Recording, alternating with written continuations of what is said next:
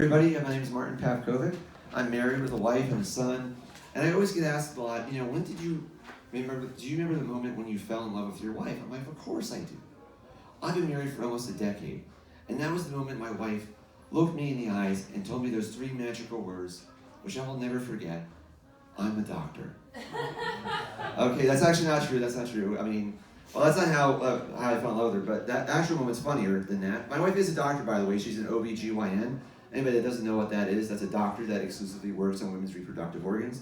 But the real moment when I knew my wife was the woman I wanted to marry was we were dating for like 4 or 5 months or so, and we had that conversation all couples have at some point in time, which is how many people you've slept with.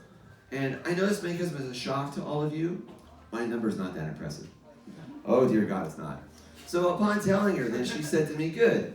That means I've seen more vagina in a day than you've seen in your entire life." That was when I knew, man, that's the woman I wanted to marry. So I also get asked a lot for advice on, relationships. I've been together for a long time. And I said the one thing that any couple can do is you got to equally share the bed. Like, you have to take that shit seriously. You got to treat it like the Korean Peninsula. Where there's this dividing line that neither party can cross with like a binding UN resolution. And in our house, that moment starts the minute my wife puts on her CPAP machine. Oh yeah, that's when that line's drawn in the memory foam. The only problem is most nights I wake up and we're no longer in the Korean Peninsula.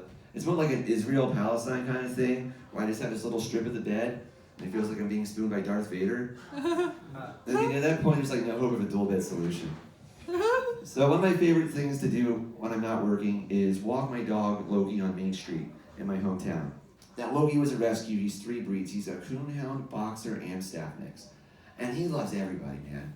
And I mean everybody, but especially girls, and extra especially smoking hot college girls.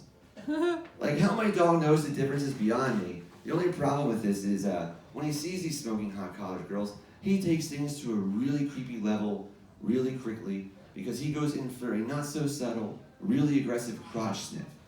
And when I mean aggressive, he tries to fit these girls on like a gas mask. And every time I'm like, "Oh man, oh sorry ma'am, I didn't mean for him to do that." And every time, almost without fail, the girl will say, oh that's all right. That's just how he says hello." If I said hello like that to that girl, I'd get arrested. Somehow my dog gets a pass? I know his paperwork says he's a coonhound, but I'm pretty sure he's a poonhound. Sorry. So, one thing other thing I also get asked a lot is, now that you're a father, and, in the state of the world not being the best right now, and all the political turmoil and all this stuff, like, what's something that gives you comfort? What's something that gives you reassurance going into the future? There's just one thing, and that's it. When I'm towards the end of my life, and there's not much more time left in my hourglass, that I'll be able to have sex with a robot. Because let's just be honest about this. You really think my wife wants the 85-year-old version of this climbing on top of her to puff out a load? No. She doesn't want that, and I love her. I don't want that for her either. So that's why I know I'm just going to be able to go online, order myself the Humpatron 6000 with gyro tongue action, and we both win. Anybody here from the military? Anybody here served? Okay, good. I'm going to tell you all a little secret. I have a case of stolen valor. I'm not sure if you're familiar with what that is, but that's like if someone who poses as a member of the military just to get free shit. But my case is a lot more innocent. One of my buddies just came back from serving in Iraq, and he wanted to go out for an end of the town, so him, me, and a couple other buddies went out to the strip club. The only problem was this was like a random Thursday, so it was kind of dead. And our buddy who did serve wound up saying to the one girl, that he just got back from Iraq. So the next thing you know, the owner of the strip club comes over, and he's flanked by 4 girls, and he's like, "I want to thank each one of you boys for your service to our country, and I want to give each one of you a 1 hour free in the VIP champagne room." And we all turned to our friend who served we would never want to, and he's like, "Just go with it, fuck it."